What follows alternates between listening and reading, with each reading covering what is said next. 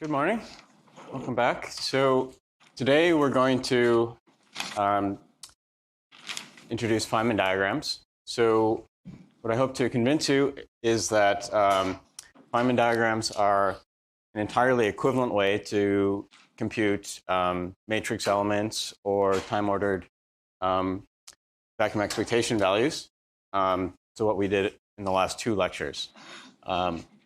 The reason we introduce them is that in practice they're much faster and easier to use once you get used to them. But they're entirely equivalent to what we've done before. So our plan for today is basically to trace what we did backwards over the last several lectures. So as I've drawn several times before, so what we mostly are interested in computing are matrix elements and relate those to time-ordered products of Heisenberg fields,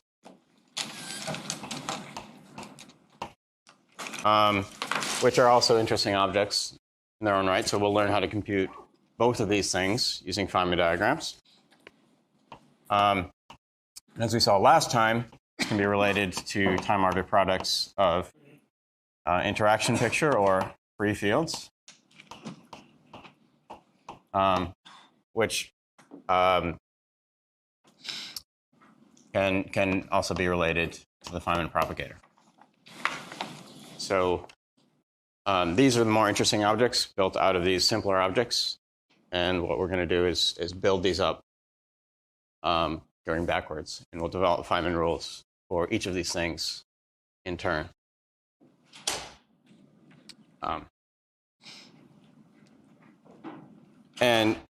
Okay, so the simplest object in our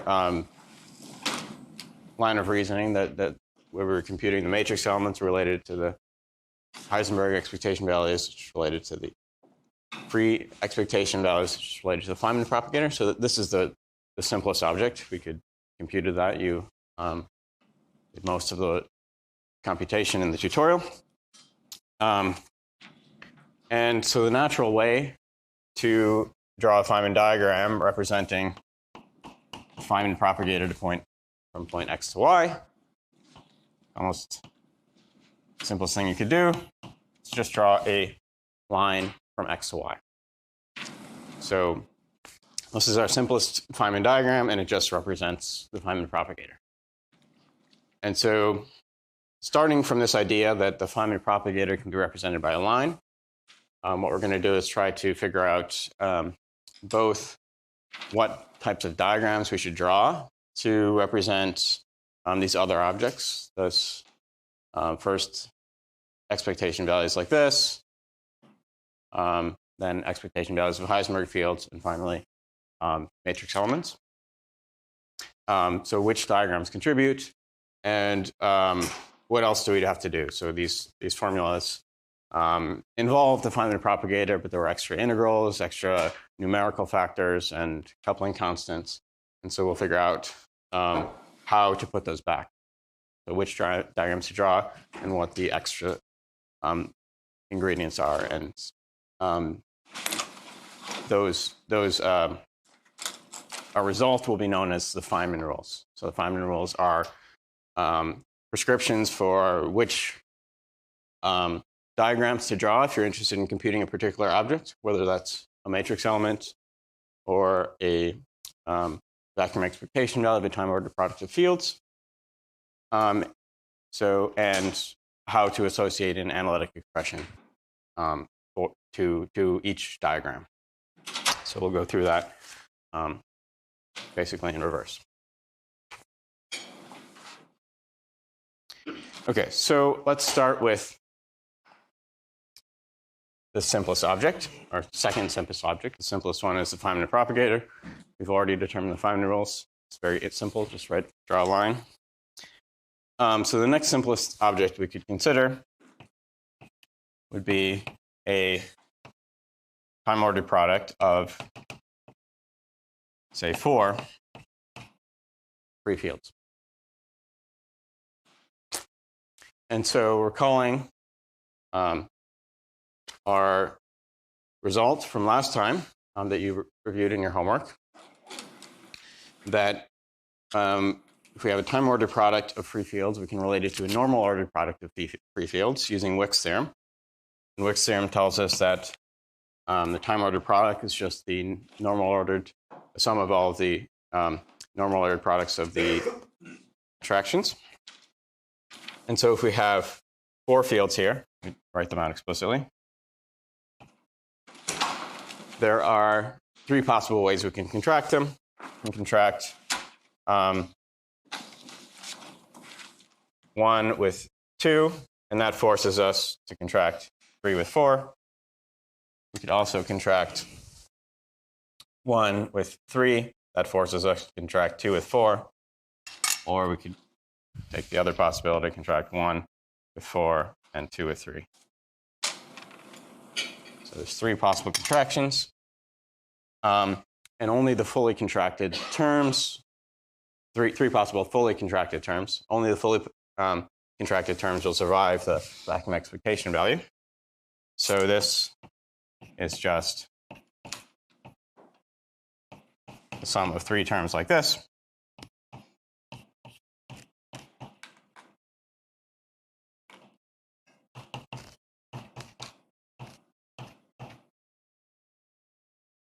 And also, this is not very hard to draw Feynman diagrams representing this. All we've got here is the product of 2 propagators in each term.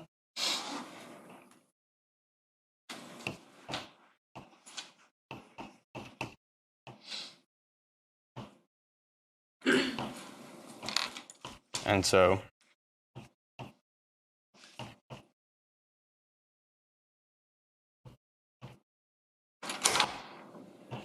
we get Feynman diagrams like this. And here 1, 2, 3, and 4 represent, so 1 means x sub 1. So here we're, and as before, delta 1, 2 is delta f of x1 minus x2. Just using shorthand notation here. Okay, so nothing terribly surprising so far, or terribly much more involved than what we did before. But I just want to make a comment here about the way I've drawn the diagrams that I suggest you follow. So when we're computing these other objects, we'll often be interested, well, our Feynman rules are going to tell us to compute all diagrams of a certain type. And so if we just look at these diagrams, it's easy to tell that they're all different. They all just look physically, I've drawn them differently.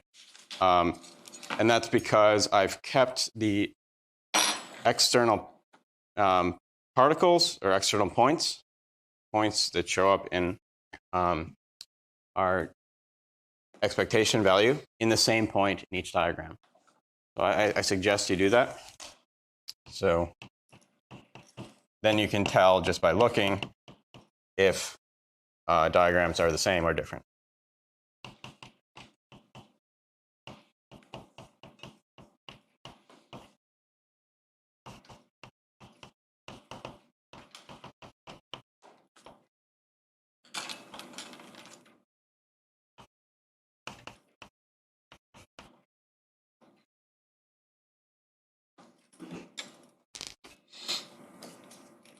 Okay, so that's basically my only comment on computing this thing. So Wick's theorem just tells us there's going to be a bunch of, we just connect, basically we're connecting all of the external points, all the, when I say external point, I just mean the points that show up in our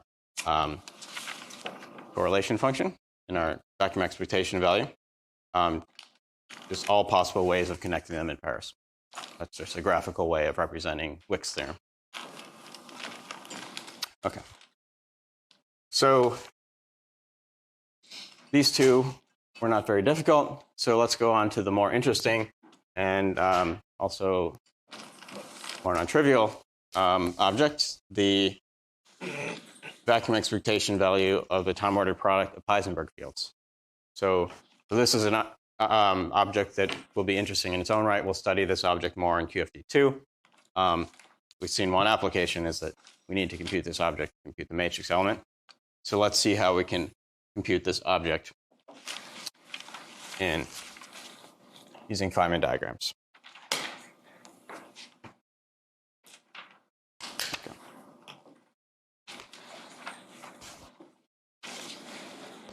So the simplest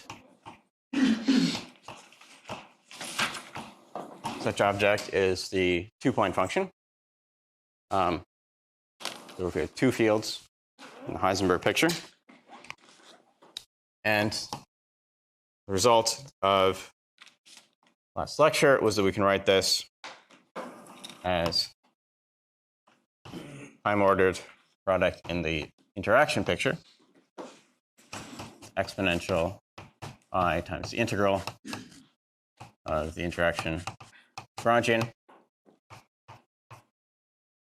divided by the same thing without any fields.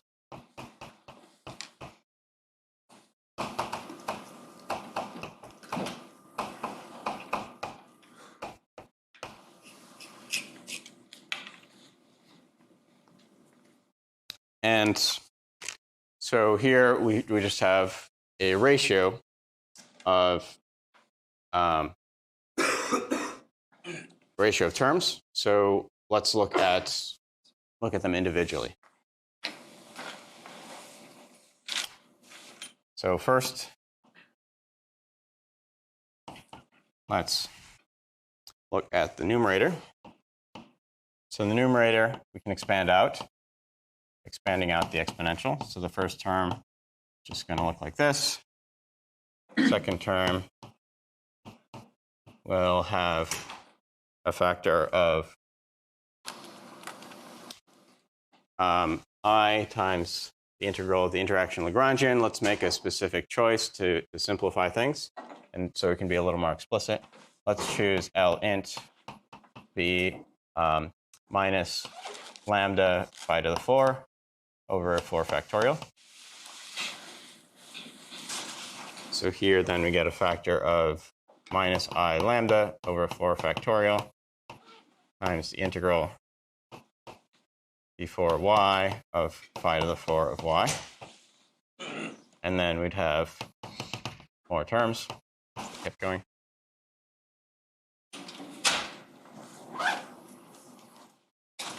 Okay, so this first term, very simple to represent the Feynman diagram. This is just the Feynman propagator. So this is just a line going from one. And so the next term is the more interesting one. So let's look at that. So we've got phi 1, phi 2, minus I lambda over 4 factorial, integral d4y phi 4y.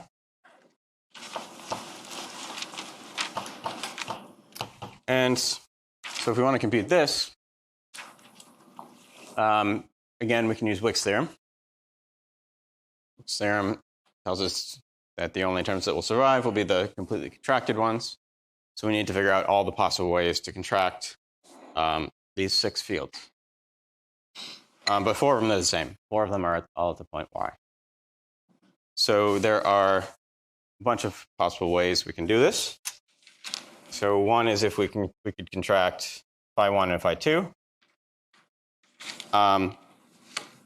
And if we do that, then we're forced to contract the phi y's among themselves. So there are, we contract the first phi y, there's 3 possible phi y's. Contract the second to contract it with, and then we're forced to contract the other 2 among themselves.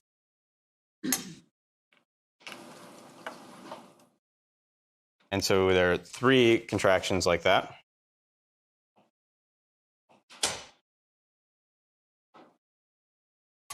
Draw that orange.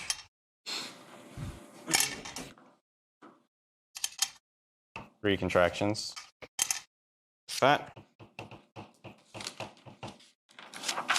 And so then we have delta 1, 2, and the integral of delta y squared. So this is the same kind of counting you did in the statistical mechanics course on Tuesday. There's a very close analogy between what we're doing here and what you did there.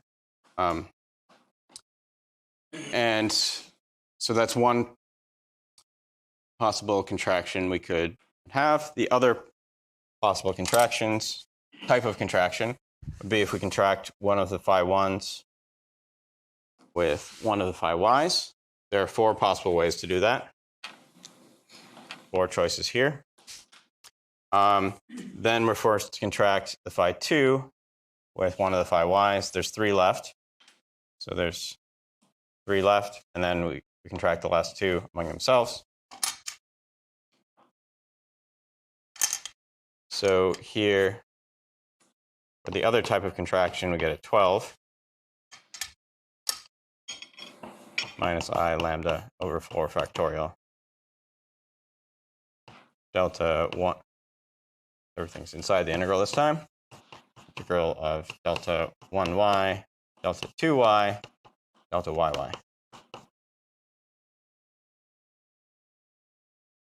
Okay. So in terms of diagrams, we can represent this as the sum of two diagrams. So our first term here has a propagator from 1 to 2, a propagator from y to y, and a second propagator from y to y. And represent it by this diagram. So this is all a single diagram, even though it's not connected. And then our other diagram has 1 going to y, 2 going to y,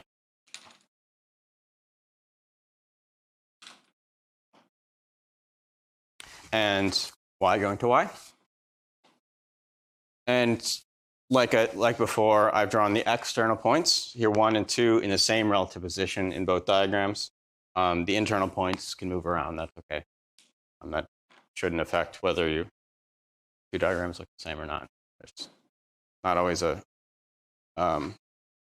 diagrams tend to look ugly if you keep the internal points at the same point.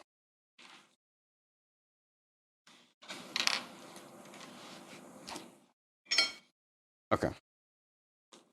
So this is what the numerator looks like. We'll come back to the denominator in a second. But let's just try to guess the Feynman rules that will give us the terms in the numerator. So this will be our first set of Feynman rules. So we have there'll be relations between Feynman rules for different objects. But in general, if we're computing a different object, we need to use usually a slightly different version of the Feynman rules. So keep in mind when people say the Feynman rules, that they're usually implicitly assuming you're calculating one particular object, most often the matrix element. But if we're interested in computing this, we'll look at a different but related version of the Feynman rules. So here is our first set of Feynman rules. These are the Feynman rules for the numerator, which is not the most interesting object in itself. In practice, we're only ever going to be interested in this ratio. But I'm going to collect the Feynman rules for the numerator here because we'll see that the Feynman rules for the ratio are going to take a very similar form. So just to collect what we've done so far in a self-contained way and illustrate where the Feynman rules, various aspects of the Feynman rules come from in the simplest possible context. Okay, so what we've seen, we'll just try to generalize our experience so far. So let's suppose we want to compute the numerator, which takes this form in general.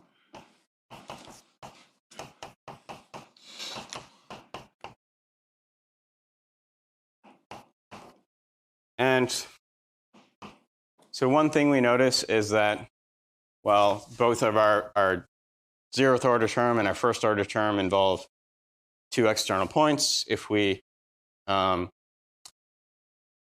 more and more higher order terms from the exponential, we'd get more and more integrals over internal points, but the number of external points with specific labels that are not integrated over is fixed. So here, all of our diagrams are going to have 2 external points. So what we're going to do, we'll sum over this over all diagrams with n external points.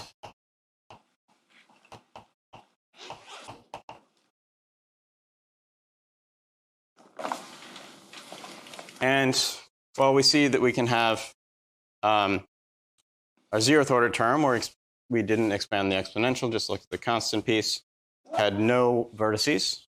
So this point here is a vertex, involves 4 fields meeting at the same point. We can get 1 vertex from expanding the exponential to 1st order. If we expand it to any to arbitrarily high order, we can get arbitrarily many vertices. So we can get basically diagrams that contain any number of internal vertices. So this will be the sum with a fixed number of external points and any number of internal vertices. So those are the diagrams we expect to contribute to this. Okay, so that's one aspect of the Feynman rules, is which diagrams we need to consider. The other aspect is how do we recover, once we've drawn the diagram, these are not just pretty pictures, we want to use them to compute things. So we want to be able to, once we've drawn a diagram, be able to associate back to it some analytic expression. So, well, our first rule is basically the same as how we determined which diagrams to draw. We said that the Feynman propagator is associated with a line. So if we have a line, it's a Feynman propagator. So for each line from x to y, we get Feynman propagator from x to y.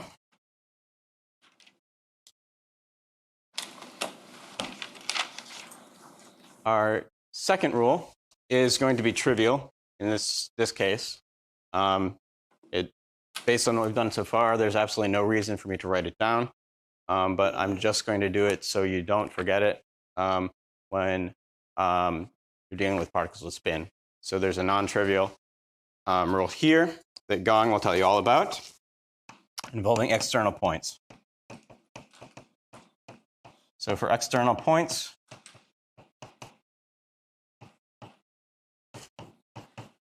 well, there's nothing special that shows up in our expressions for external points. There will be when you deal with particles with spin. So I'm writing this here so you remember that.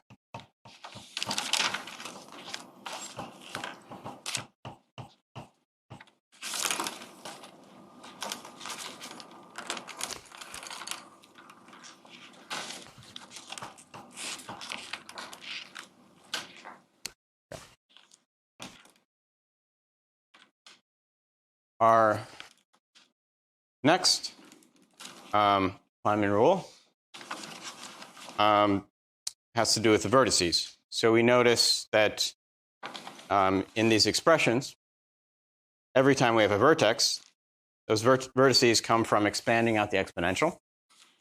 When we expand out the exponential, not only do we get 4 fields at the same point, we also get a factor of minus I times the coupling constant lambda, and an integral. So we get both an integral and a minus I lambda.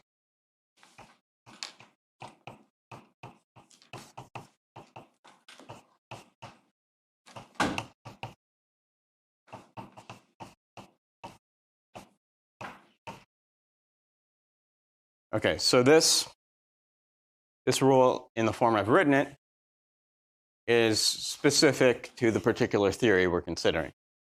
We're considering here a interaction Lagrangian that had 4 the same type of fields at the same point. More generally, we might be interested in other types of interactions. And, well, we can generalize this rather easily if we just assume that the interaction Lagrangian contains a term that's a polynomial in our fields. So it has a term minus g times, let's just say it involves 3 types of fields, verify, regular phi, and psi, to some powers, normalized in a particular way.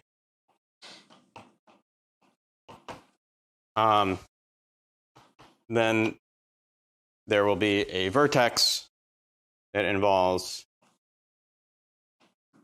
n1 phi lines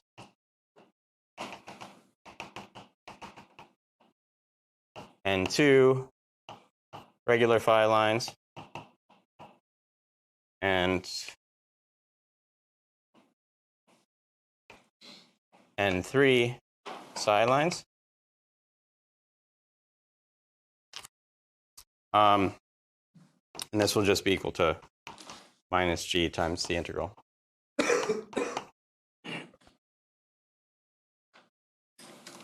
So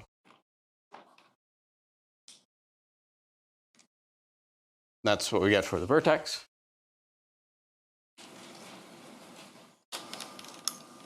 And then, well, we almost got what we want. We've got the factors, we've got the Feynman propagators, we've got the integrals. Only one thing we're missing, and that's the overall numerical factor. So you notice here in the third Feynman rule, I did not include this n factorial, or factorial in this case. And that's because it's much easier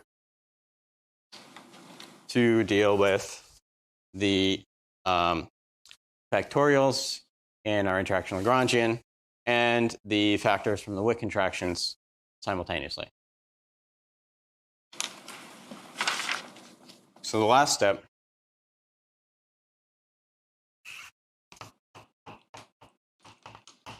is divide by the symmetry factor.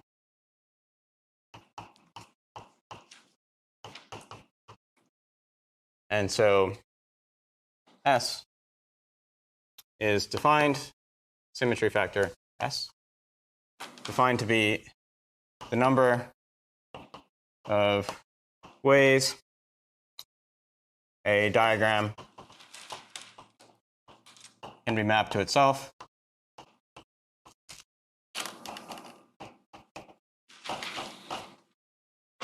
with, and this is important, the external points held fixed.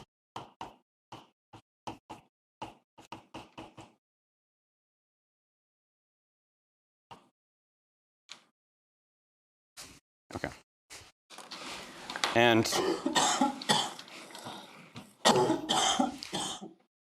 so 1 over S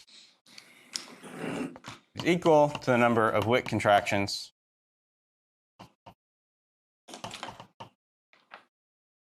divided by the factorials in L. So this is basically a combinatorial identity. I'm not going to prove it, but I'm just going to demonstrate that it works in a few simple cases.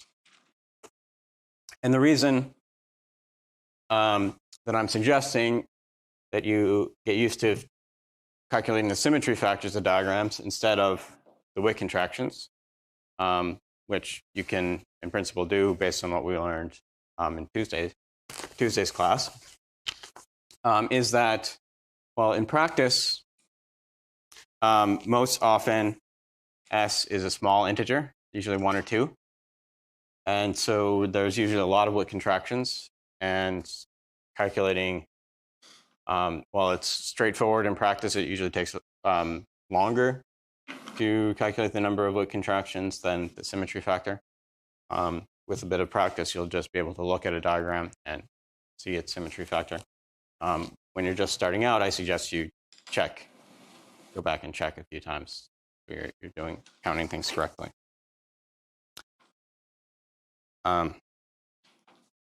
And so what types of symmetries should you be looking for?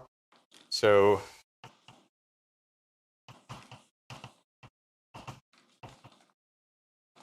you can look for exchanges of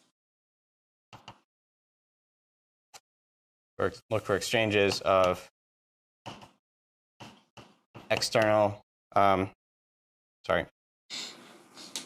ends of internal lines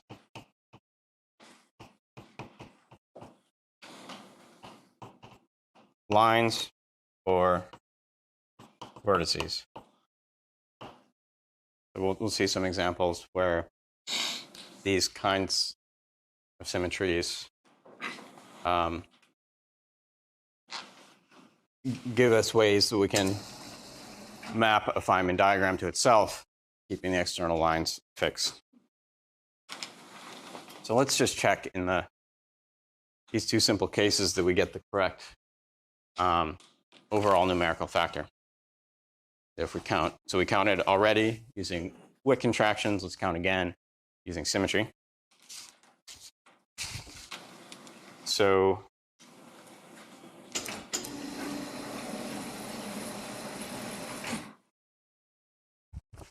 for this diagram,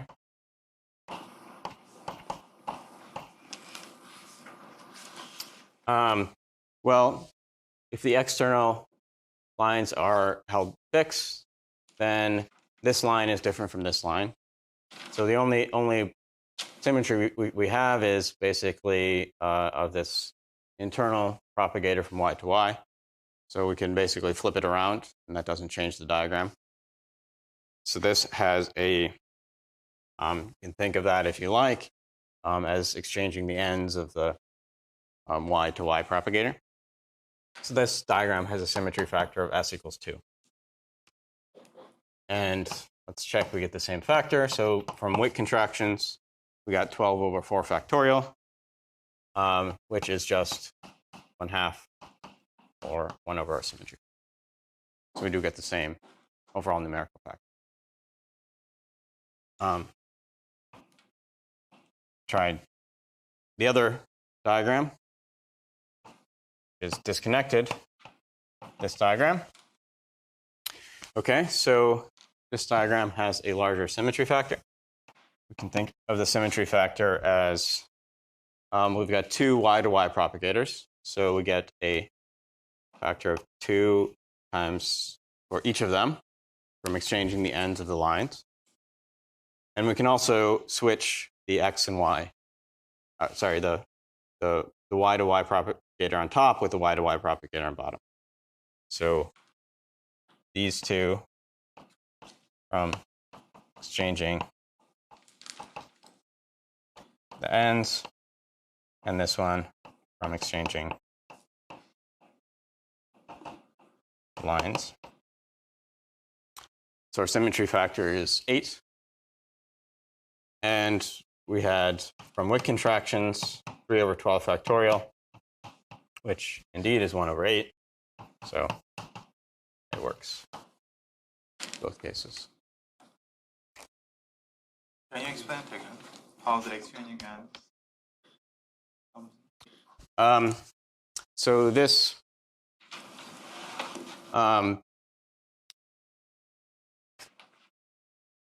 for this diagram, we can. So one way to think about it is if we reflect this top line over itself. over the axis of symmetry. That tells us there's basically two different versions. We can map this, or we can also think about that as if we imagine this was we could break that symmetry by imagining this was a directed propagator from y to y, and it wouldn't matter if we think about this particle as propagating this way around the loop or that way around the loop. It's the same thing. So there's a symmetry factor of 2. And down here, we can basically just repeat that argument for each of these lines independently. We could reverse the direction of propagation on each line independently, which it doesn't matter which way it's propagating. That's why it's symmetric. And we can also flip which one we drew on top and which one we drew on the bottom. So that's each of those gives us a factor.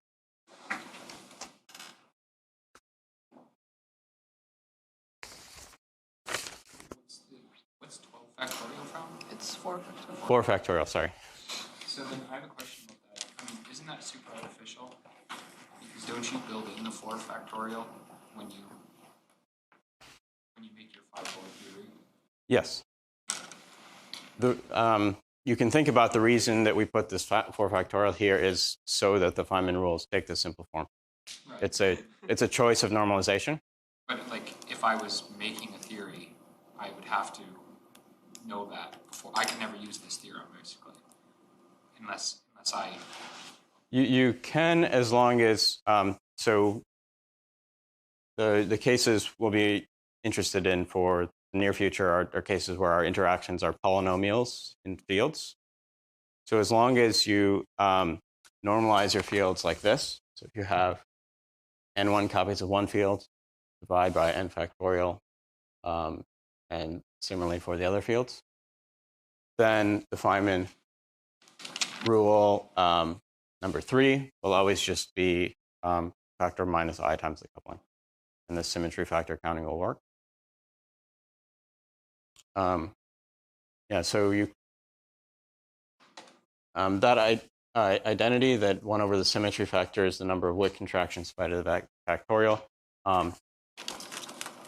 is connected to this fact because the basic diagram in this theory has basically a symmetry factor of 4 factorial. So that's why that identity works, and that's why this is a good choice of normalization.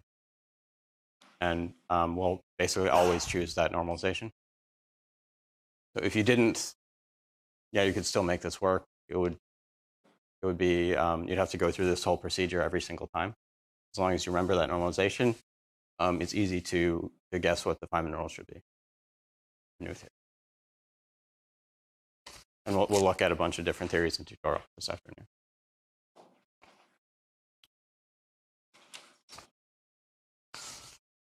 Okay. Other questions?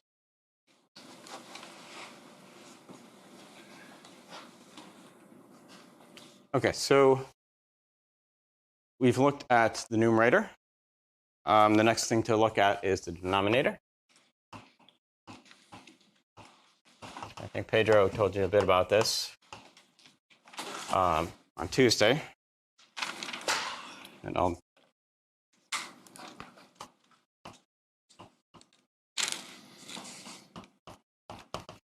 go through it again, maybe in a slightly different way.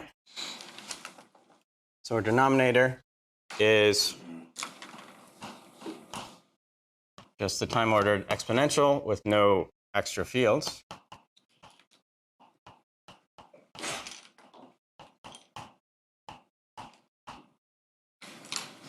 And well, we can think about this as a special case of what we looked at before with n equals 0.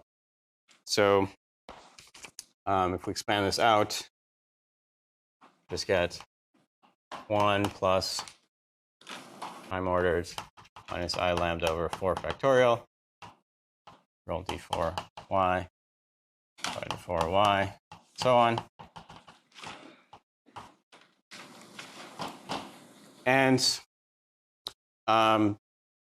basically, it's of the same form as we looked at before, just n equals 0. So we're looking at diagrams with no external points and any number of vertices. So we can go to arbitrarily high order if we're interested in lots of vertices.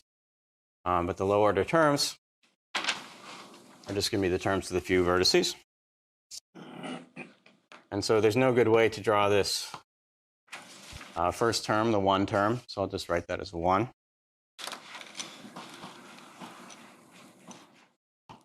And then our first order term, we have to contract all of the y's with themselves. So we'll get a diagram like this. At next order, we'll have 2 vertices, and we would need to look at all the possible diagrams we can draw with 2 vertices. So one possible diagram we get is if we contract. So this will come from contractions of phi to the 4y with phi to the 4z. So we could contract all the y's among themselves, all the z's among themselves to get this diagram. This is a single diagram.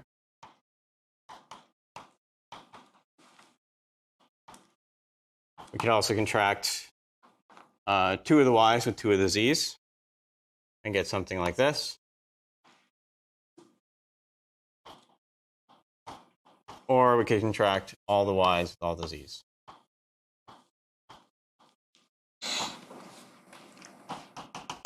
And that's all we get at that order. We'd add more vertices, get more diagrams. So one thing to notice is that this diagram looks like the square of this diagram. And in fact, this diagram is equal to 1/2 of the square of this diagram.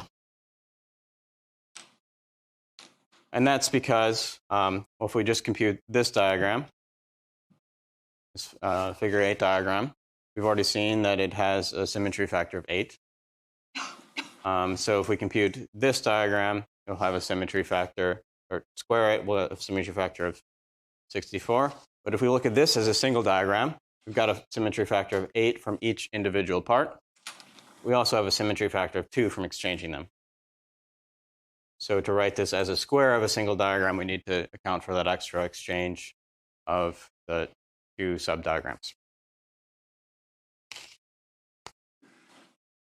And so this term, well, it looks like we're getting the first few terms in the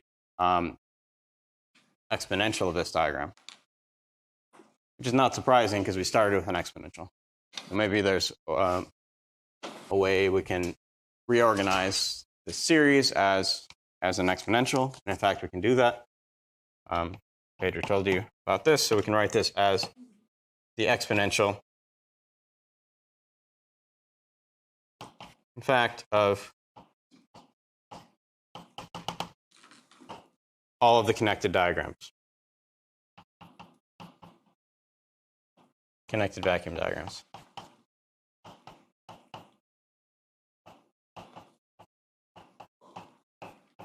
So, of course, the sum contains any number of disconnected diagrams, but any disconnected diagram can be constructed from products of connected diagrams, possibly with additional symmetry factors, if we have repeated subdiagrams. But we've seen, at least in this case, that the exponential takes care of the extra symmetry factors, and that'll work in general, not just for this particular case. So in fact, this denominator is the exponential of the connected vacuum diagrams. And when I computed the numerator the first time, we also saw vacuum diagrams.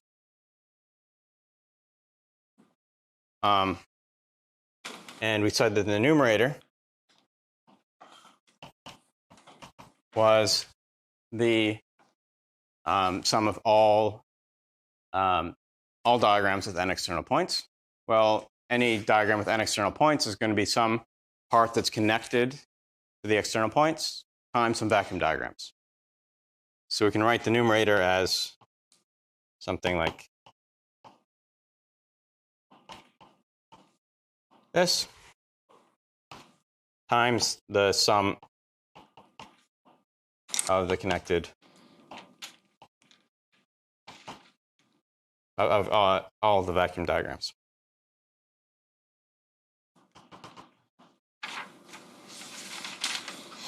Which is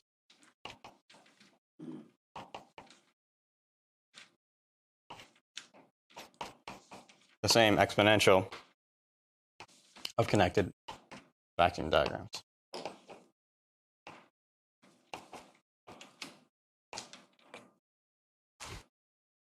So if we're interested in computing the time-ordered expectation value of Heisenberg fields, we want to compute the ratio of the numerator and denominator. This exponential cancels. And so what we're left with is just the diagrams with vacuum diagrams removed. So we can very simply modify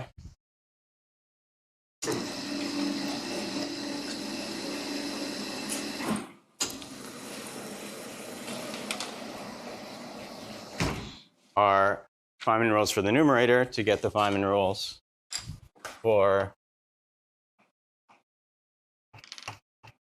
the vacuum expectation value of Heisenberg fields.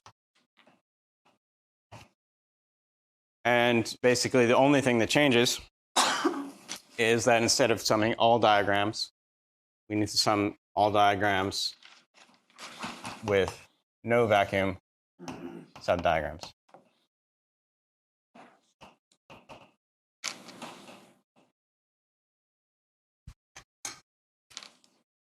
Katie. Can you explain again when we can back to the numerator? Is that general? That's general. So the argument I gave, and you can make this more precise to make sure that the non-trivial thing is checking that the numerical factors work out.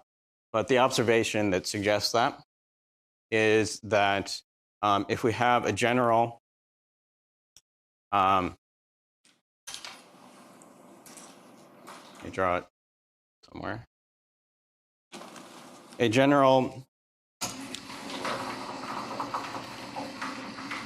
diagram, suppose we're looking at a two-point diagram, we can draw that as maybe some complicated thing times some combination of vacuum diagrams. So this could be one diagram.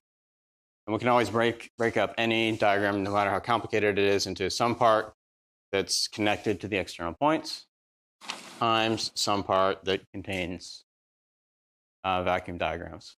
And the claim is that, in fact, it's stronger than that. Not only do we can we always break up any individual diagram like that, but we will get the correct overall numerical factor if we multiply them out like that. I'm not going to show that, but that's a true statement. Okay. And how do we know that something is a vacuum subdiagram? Like, is there a way of telling this right away when looking at something? Yes. So a vacuum subdiagram just means that it's not connected to any external point. So in this example over here, I have two external points. So from any point here, I can, by following Feynman propagators, get to one of the external points. So this part is the part, this contains no vacuum subdiagrams.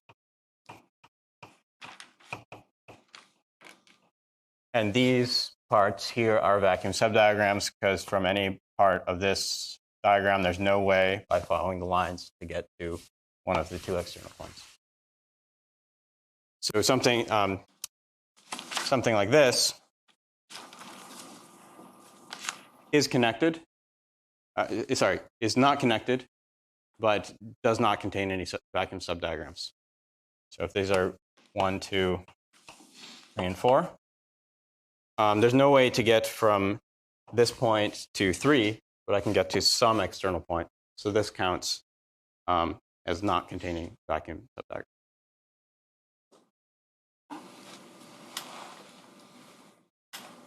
Okay. So this part,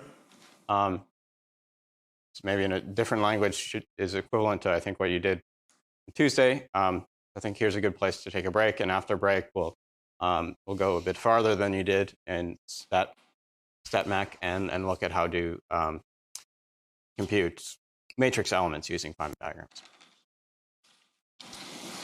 And so we know how to compute this using Feynman diagrams. We know which diagrams contribute and how to assign an analytic expression to each diagram. So start of lecture, we're going to see what this formula tells us about which diagrams contribute to this object and how we can associate an analytic expression for each of those diagrams. And from looking at this formula, we can guess some of the features of the answer. So we're taking a Fourier transform. So our Feynman diagrams over here are going to be in momentum space. So we expect things to be written in terms of the Fourier transform of the Feynman propagator. We also have here a bunch of Klein-Gordon operators. And as we saw on Tuesday, the Klein-Gordon operator acting on the Feynman propagator gives us a delta function. So this is going to remove some of the deltas. And so one thing we'll need to keep in mind here, that I'll have more to say about tomorrow, is that this is the physical mass here.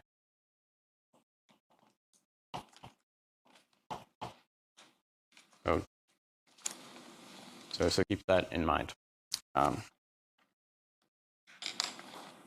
Okay, so let's by looking at some simple examples, try to see if we can guess how this works in general. So the case we're most often interested in the simplest case for these amplitudes is the 2-to-2 scattering. So the natural thing to look at here is the 4-particle, 4-field vacuum expectation value.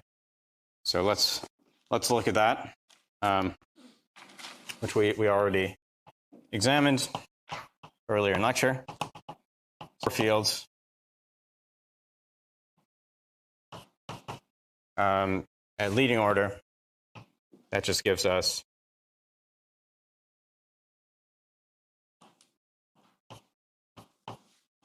these 3 diagrams.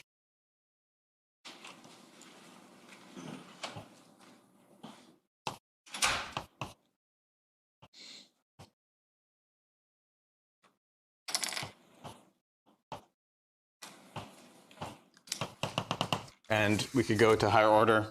So these contain no vertices, therefore no copies of the coupling constant. So these will be the leading diagrams. Could add more vertices and go to higher order if we wanted to. But let's just, for simplicity, see what these diagrams give us if we plug them into the LC formula. And let's look at them one at a time. So this diagram here, according to our Feynman rules, is delta 1,3 times delta 2,4. Very simple expression. So one thing to notice is that this diagram factorizes, product of 2 things, and so does everything else here. So we're doing integrals over x1 and x3, derivatives with respect to x1 and x3, and so we can just consider the x1 and x3 parts separately for now. Katie? So in principle, if we had for an interacting theory, even for an interacting theory, the leading contribution to this expectation value is these 3 diagrams. Interactions would involve vertices, which would be suppressed by the coupling.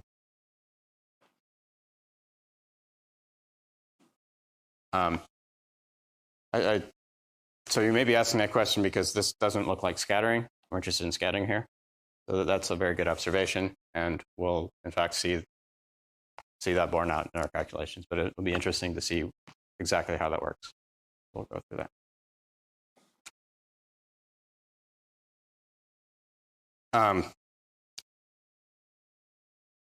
Yeah, we'll see a bit more than we can just might be able to guess. Okay, so let's give a name to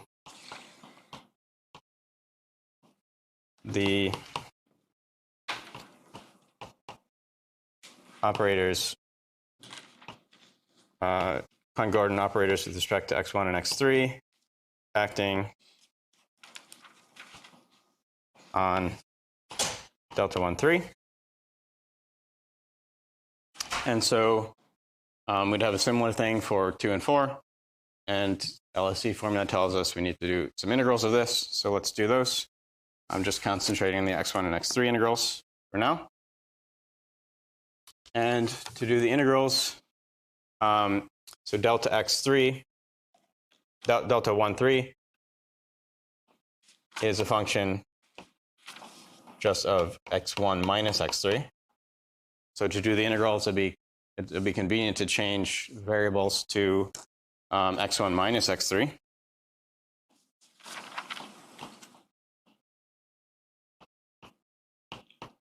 And I'll call x1, 3 be x1 minus x3, x1, 3 bar as x1, 3 as x1 plus x3, bar with a minus sign. And I'll do the same thing for the momenta. I'll throw in a factor of 2 for convenience.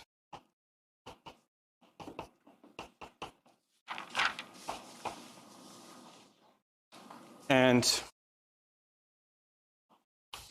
then this tells the LSE formula we want to basically take the Fourier transform.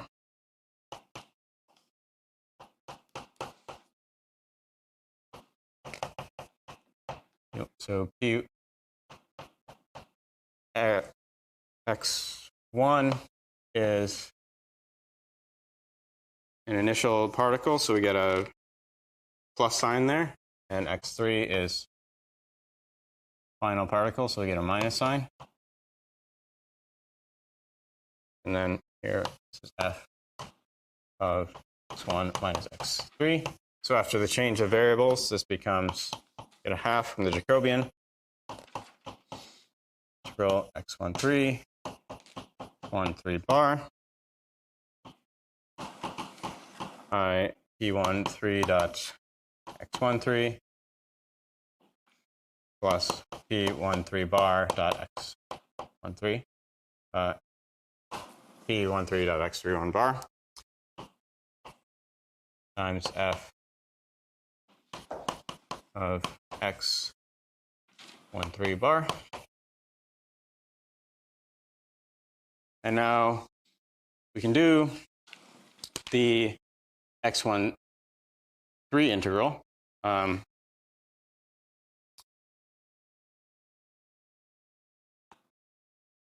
And the x1, 3 bar integral. So the x1, 3 bar integral is just going to tell us to Fourier transform f. And so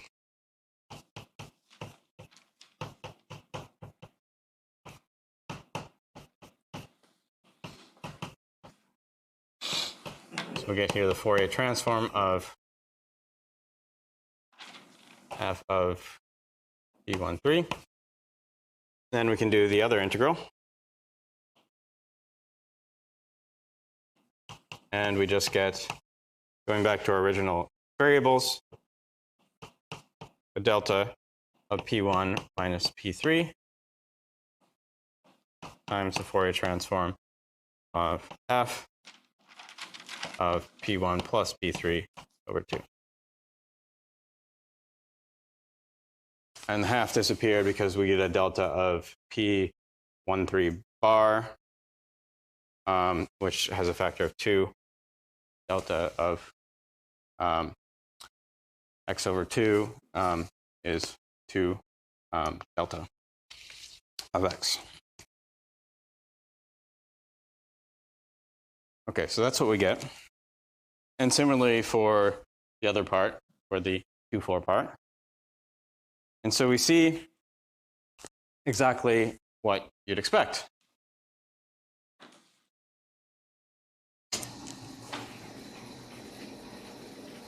Which is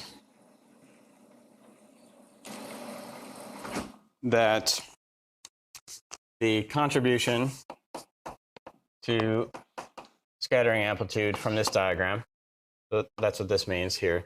This is just the contribution to this object from this particular diagram. It's not the whole thing.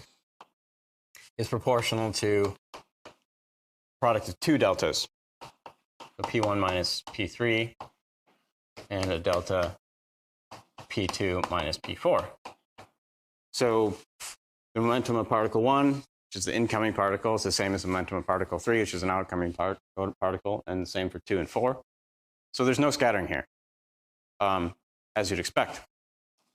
If you just look at our diagram, it doesn't look like there's any scattering. So that's true. It means we can, at least somewhat more, trust our intuition that we get from these diagrams, which is another useful property of these diagrams. So this diagram represents no scattering. So does this one. This one is strange. Involves a delta of P1 plus P2. These are both incoming particles. So the only way that delta, the argument of that delta could be 0 is if P1 plus P2 is 0.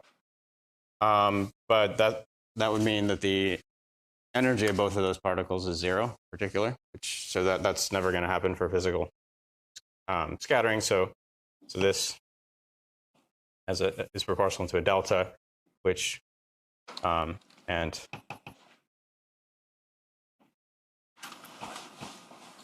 P1 plus P2 is never 0 for physical scattering. So this diagram is just 0.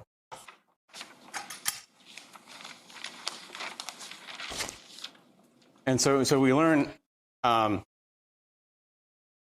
that these diagrams have extra deltas compared to what we'd expect.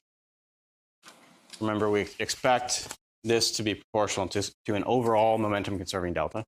And we don't expect it would be a terrible property if our theory allowed for scattering that violated energy momentum conservation. After all, we're dealing with a translation invariant theory.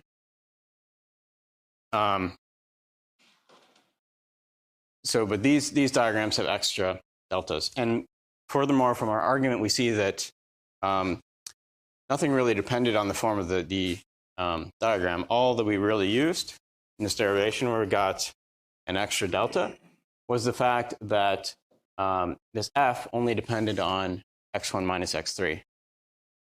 So in fact, our argument shows that any disconnected diagram like this, where not all of the external legs are connected together, will have extra delta functions. And so that's a good property. That's a desirable property. It means that basically this part of the scattering is independent of that part of the scattering, which is related to the clustering, or one of the technical ways of stating the locality properties we wanted our theory to have. So that's basically the Fourier transform of the statement that we have well-separated experiments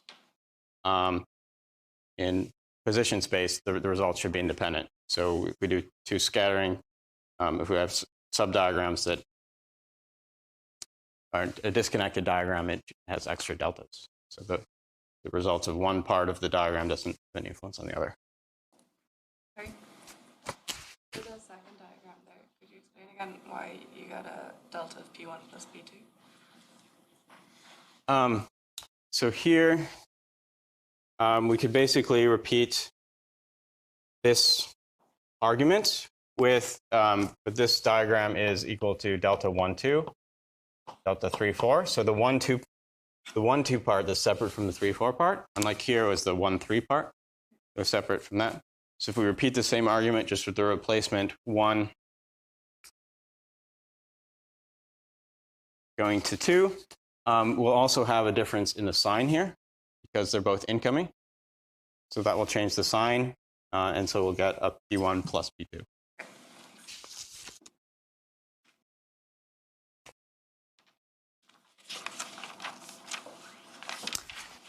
And so another thing that this extra deltas tell us is that there's no interference between disconnected diagrams and fully connected diagrams. And that's a key property.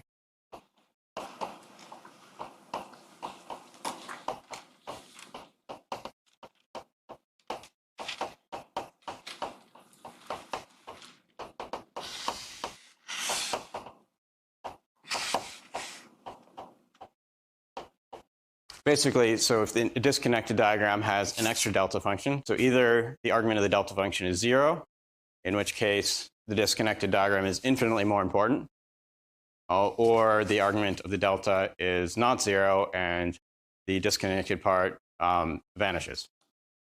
So in either case, it'll be either infinitely larger or infinitely smaller than the connected part, so there's no interference. So if we can,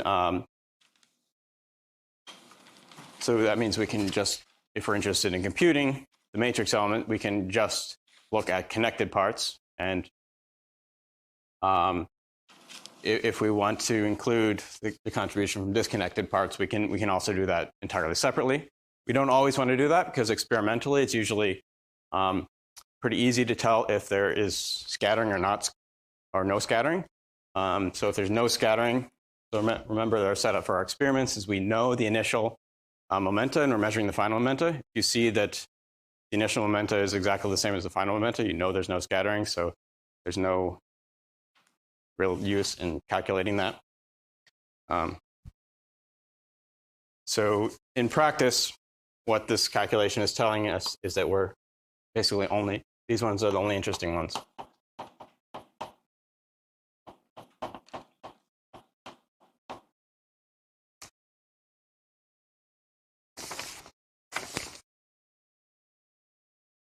And so those are the only ones we're going to ever really calculate.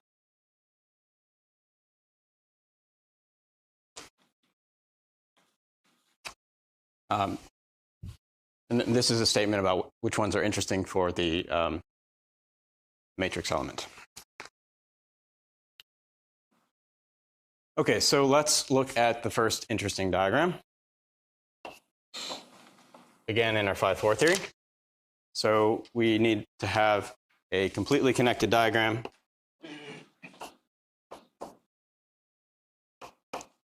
And it should have one vertex. There's only one way to draw a completely connected diagram with one vertex, like this.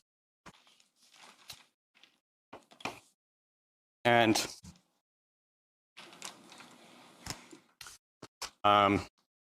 so if we draw this diagram,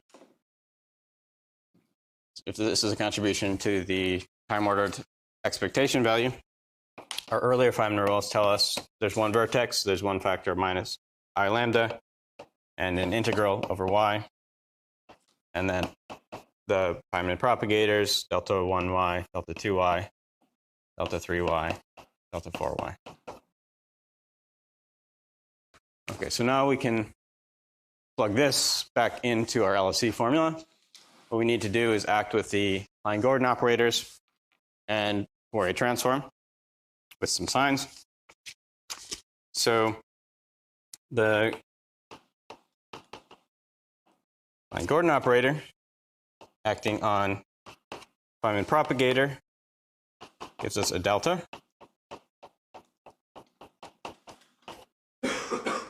And so we have four propagators. We've got 4 Klein-Gordon operators.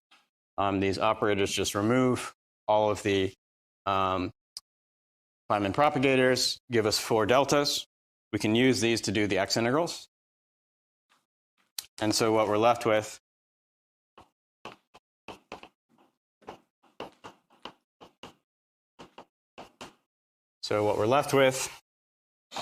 is the contribution to the scattering from this diagram. So that's what this notation means. It's not saying that this is an exact statement. This is just the contribution to this object from this particular diagram. This is minus I lambda. That doesn't change. We had that before. We still have the y integral. We're using the deltas to do the x integrals, the 4 x integrals. And then we've got this exponential with signs depending on whether they're incoming or outgoing. The plus for incoming, minus for outgoing. And then this is an integral we can do. This gives us a delta, so minus I lambda 2 pi to the 4th, and then the overall momentum conserving delta that we expected. So we see that explicitly coming out of our calculations. We'd be very unhappy if it didn't, but this is a reassuring check that what we're doing makes sense. And so remember, the transfer matrix or matrix element was related to the S matrix by pulling out 2 pi to the 4 and overall momentum conserving delta. So then our matrix element, or I times it, is just this coefficient minus I lambda at this order.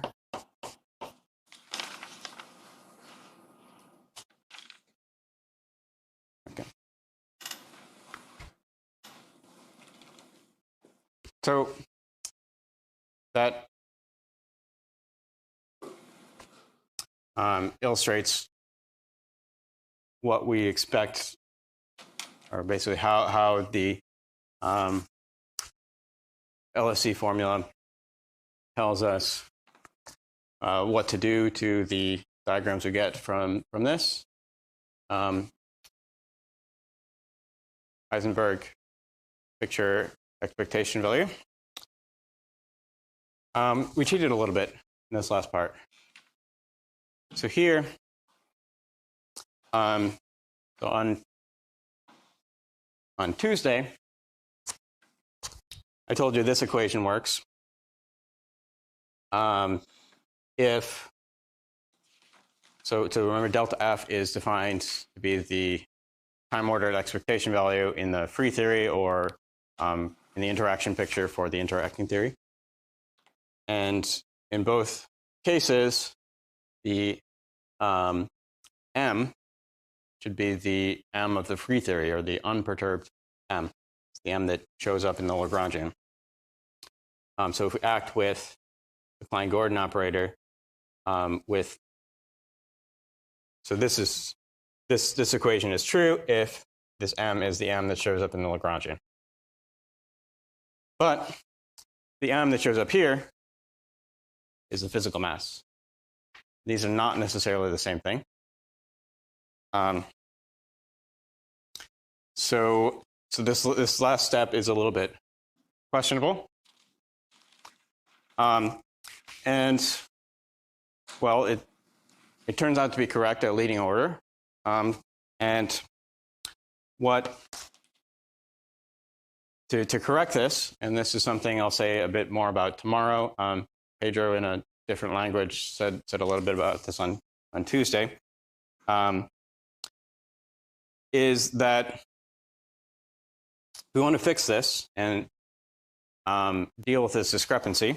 What we should do is amputate our diagrams.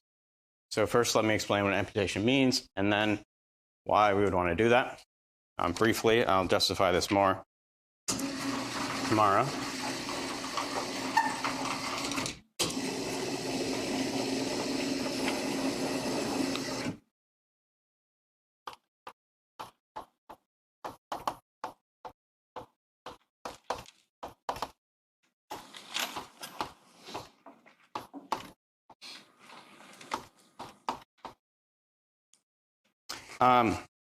So suppose we've got some complicated diagram.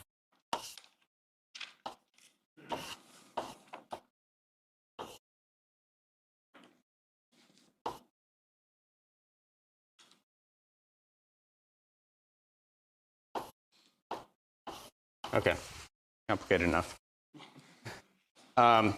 So amputation means, so here, these are our external particles. So we can imagine we've got, this is a momentum space. So we've got, in our scattering experiment, we've got particles with momenta P1, P2, P3, P4 coming in and going out. Amputation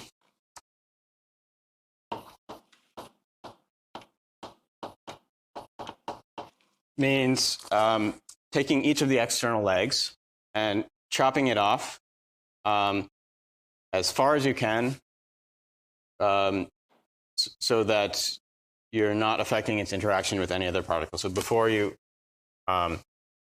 reach any other particle. So in this diagram, we would amputate here, here, and here.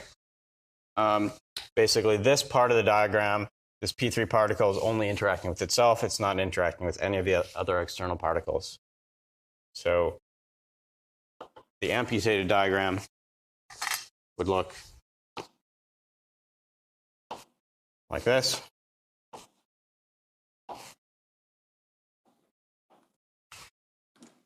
So basically, amputation means removing corrections to external legs. And the reason we want to do that is basically, as I'll explain in more detail tomorrow, these corrections to the external legs represent precisely this difference. The corrections to the external legs basically turn the mass of the particle, they change the mass of the particle. They change the mass of the particle from the mass that shows up in the Lagrangian to the mass, the physical mass, the mass measured in the lab. So this accounts for this difference. Okay, so let's collect. Let's take our example and extrapolate and get our set of Feynman rules for the matrix element.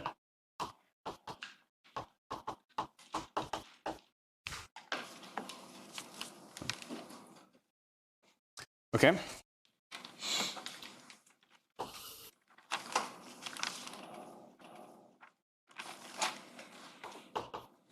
So first of all, we could compute the matrix element, the total matrix element. Often, implicitly, what we're interested in doing is computing the completely connected part.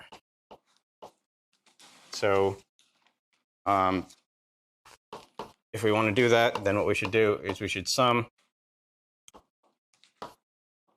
And we don't have to look at just those, but that's in practice what we're interested in. Completely connected, amputated diagrams.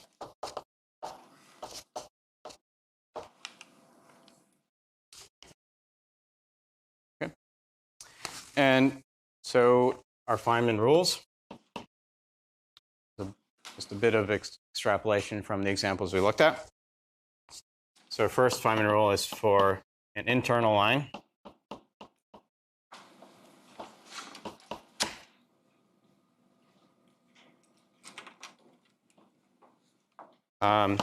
We get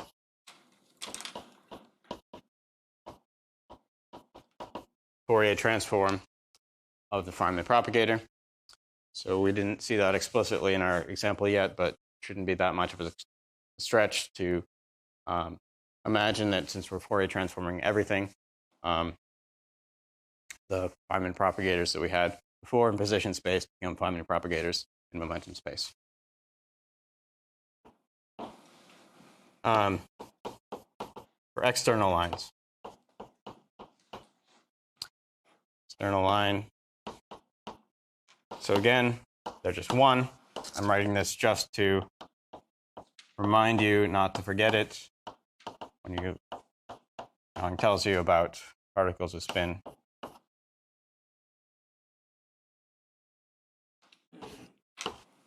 our third rule for the vertex, get a minus I lambda for our particular theory.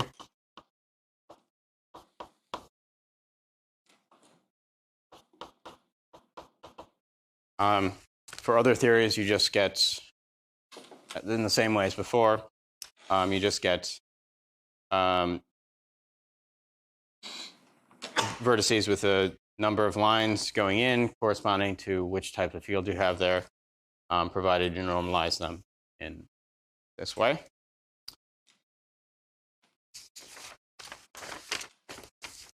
Step 4.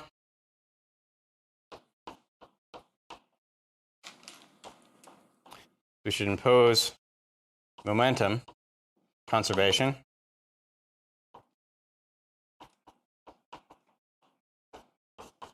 at each vertex.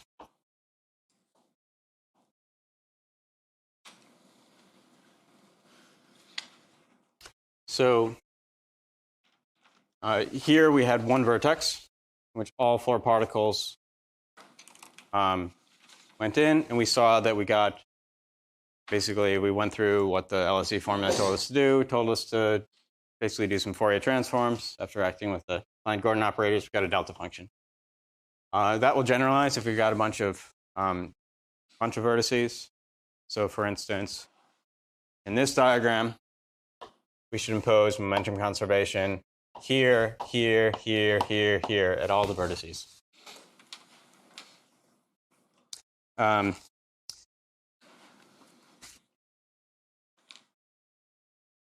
And as before,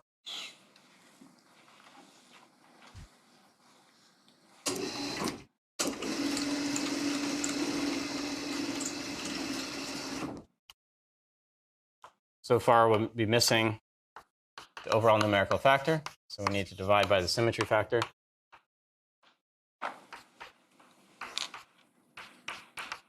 And so nothing in the LSE formula will change the overall numerical constant in front of each of the diagrams. So this just carries over directly from the position space vacuum expectation value we looked at earlier.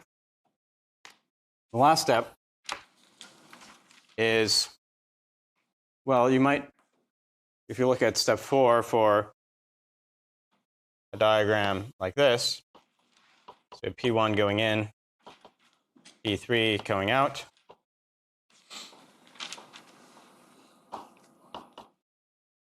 Well, if we try to use the momentum conservation to determine what's the momentum on this line, there's no way to do it. It's underdetermined. So if we assume that the momentum here is k, then that gives us enough information to say that the momentum going this way has to be P1 minus P3 minus k. But it's undetermined, and that is going to show up in our Feynman rules. What we should do, we should integrate over undetermined momentum.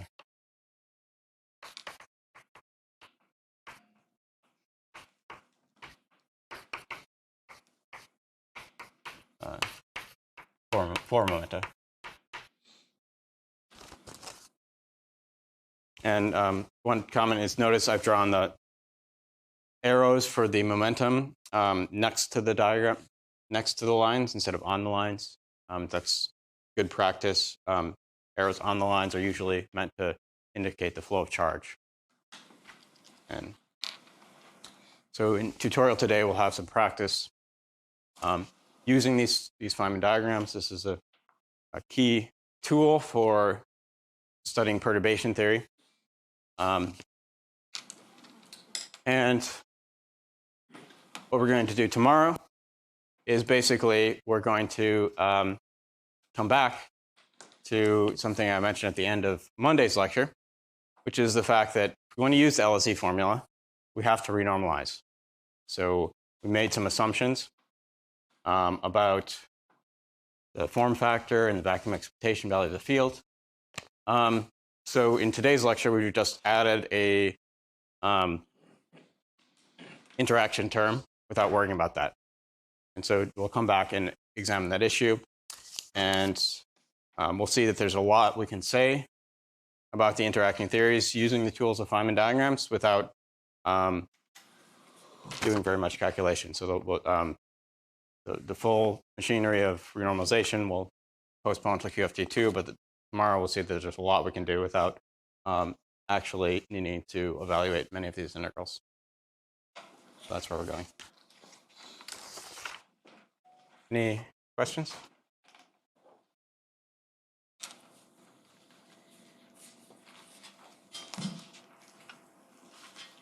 Okay, I'll see you this afternoon.